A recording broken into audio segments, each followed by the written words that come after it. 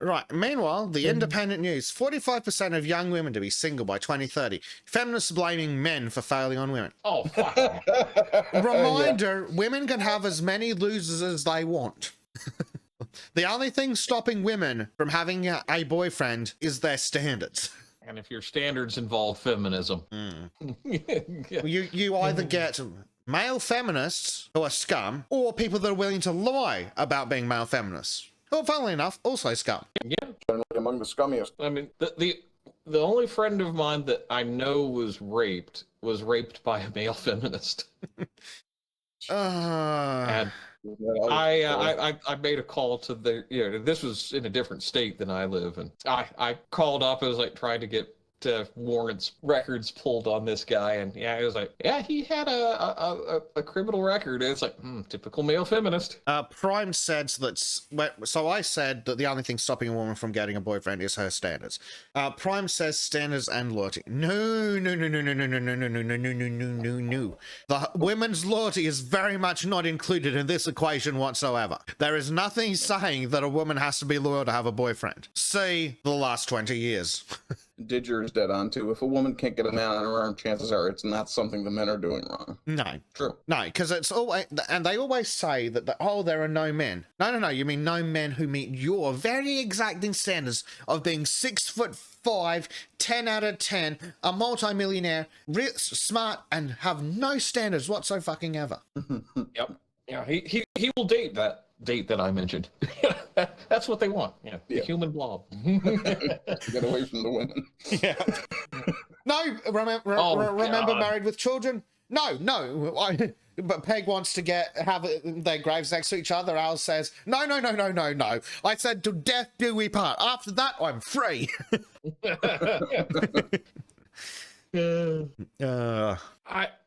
So one of the most vile sayings, and to me it's there's a corollary that should be put on it, is this bullshit of happy wife, happy life. It's like, well, yeah, if you want the man to die 10 years earlier.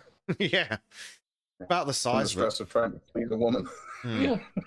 It's like, sorry, you're supposed to be a team. When you're only one player in a co-op, that's kind of fucked up. Yeah, when you're carrying the whole fucking team. Yeah. For 20, 30, 40, 50 years. Yeah. So a concerning statistic is currently viral on Twitter, citing a study that claims 45% of young women between the ages of 25 to 44 will be single in 2030. Yeah, that's not going to be because is that because they think half the men are going to die in Ukraine by then? In addition to this, some men are stating that women are too picky when it comes to dating. Yeah, no shit. Furthermore, their argument is that women will not settle down for broke, ugly men, which is obviously true to anyone who isn't willfully delusional. Yep. And like, yes. There's a video going around that I've seen 2 or 3 times in different feeds, and it's basically this, I think it's Fleckus Talks. The young fellow walks up to a woman and starts asking her simple questions about the type of guy she dates, and one of the questions is, what do you think the average salary is? And by and large, most of them overestimate it by a factor of 5 or 6. Like, most of them will say, oh, the average salary is something like 250. No, you're off your fucking head. Yeah. Jesus Christ. A lot of them think the average salary for a man is $250,000 for some reason. That's more like 40. Good Lord. Yeah. They're insane. Well, they've been, I won't say they're insane. That's a little unfair. They've been indoctrinated. Yeah, misinformed and indoctrinated to believe that men have that much privilege over women. Yeah. I bet that would explain why they're whining about the wage gap. If they think that the wage gap is $200,000 a year, if that was their 85, yeah, $85 a year, yeah, because it's about that when you account for everything. Didger points out, kind of like men won't settle down with broke, ugly women. That's a lame point to select for highlighting when the most important part of the argument was women are too picky. Yeah. And that's a fair argument. And Kristen rightly points out, average salary in Poop Francisco is $94,000, nearly double the national average. The women are delusional, not only half as delusional as the national wage average. They don't live in West Virginia. Yeah. Well, that's also points out today's episode of Use Median, not average, you slimy bastard. Yeah. Because they'll sit there and report, oh, the average wage in San Francisco is 94,000. Okay, sure, that's true. But do you think that Man Deep, did I think that Man Deep down at Macca's is making 94,000 a year? No, Man Deep is probably making 20,000 a year if he's lucky, but the average, but there's going to be some dickhead in his ivory tower making 20 or 30 million because averages are fucking useless for something like that. McDonald's salaries in California. McDonald's average hourly pay ranges from approximately $10.42 an hour for lead cashier to $29.13 an hour for a repair tech. Funny how the people who aren't replaceable make more. Yeah. I'm also happy to report that we're tied with live chicken cameras from Tennessee on Rumble viewers. So what I'm hearing is that we need a live chicken camera in the corner of the screen. Yes, we do. I just need to start putting GoPros on the dogs, I guess. Yeah. Medium states that the study was done by Morgan Stanley. Following that, this projection highlights the evolving dynamic, blah, blah, blah. Nearly half of women in their prime childbearing years may not have a male partner. Several factors contribute to this forecast, and all of them are that women's standards are too high for what's possible for men to achieve. And here's the thing. Like, we know, thanks to the dating apps, that women consider the top 10% of men to be average. Thanks, Hollywood. So so when they're willing to exclude 90% of the male population from their standards, when 9% of the population is too unattractive for you, that top 10% is going to run out of spare girlfriends. He probably can't. That top 10% probably can't date more than 5 of you at a time. I'm sure they want to. Yeah. One of the reasons is that women are no longer rushing into marriage at a young age. Well, why not? Because thanks feminism. Furthermore, with a multitude of choices available to them, marriage is no longer the default path. It should be for all humans. Instead, they're prioritizing their careers. How's that working out for you, Claire? Instead, pursuing higher education. Yeah, we've noticed that's the problem. And exploring the world through travel, nurturing our friendships, and expanding their social circles. Right, so replacing having a loving family with vapid cunts who are just interested in drinking and backstabbing. Yeah, and I've had an incident. I think I relayed to the guys here, but it was just like was out at a social event, and the women were the most poorly behaved psychopaths, and all the men are even like kind of the dude bro douchebag types. We're all kind of like, this is an unacceptable situation. What the fuck is going on here? Well, take a look women have been. What's the quote? Feminists want the privileges of being a woman, the earnings of being a man, and the responsibilities of children. Yes. Like take a look at this dumb home. The real red pill for men is realizing that women prefer this, being single and unmarried for life, spending their life with someone they don't like. Well, stop fucking whining about it. And Jesus Christ.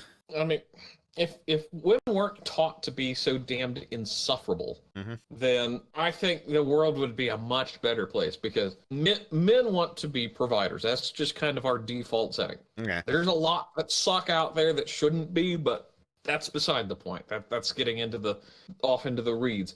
It's really about a woman letting a man be a man and having the realization that she needs to pump his brakes sometimes, and sometimes she needs to be like, all right, here, how can I make, instead of the perfect husband out of the box, how can the two of them work together to build to that, rather than just it's all or nothing. It's people aren't replaceable like fucking TVs. No. If something's broken, you got to work on it. Like old TVs.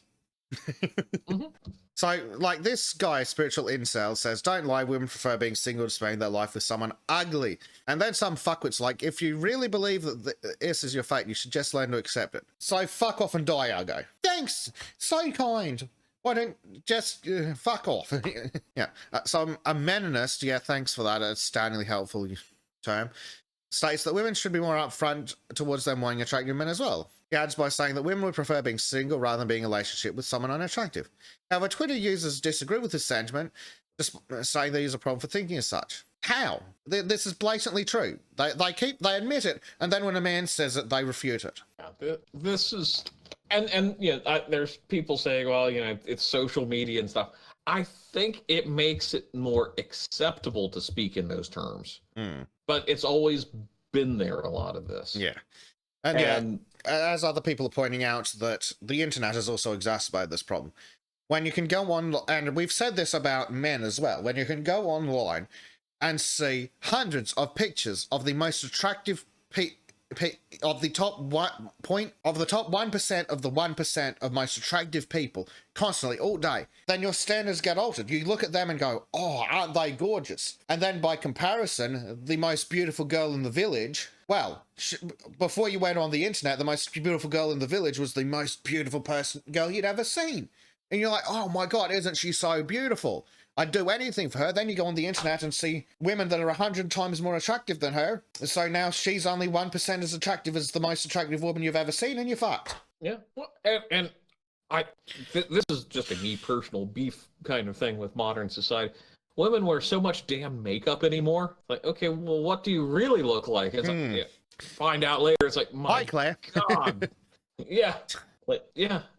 That's more of a me thing. I'm not wild about seeing women with caped on makeup, because it's like, no, I'd rather focus on personality and other things. But when they smile and like a giant wad of makeup kind of cracks and falls off, it makes you question everything. Yeah, like, look at these idiots. Being ugly and broke is a choice. No. Graduate high school, good luck. Go to an affordable state college. Affordable, why don't you go fuck yourself? Major in something reasonable. Take care of your skin. Have good hygiene. Purchase clothes that fit you, and by 25 you won't be able to. Great.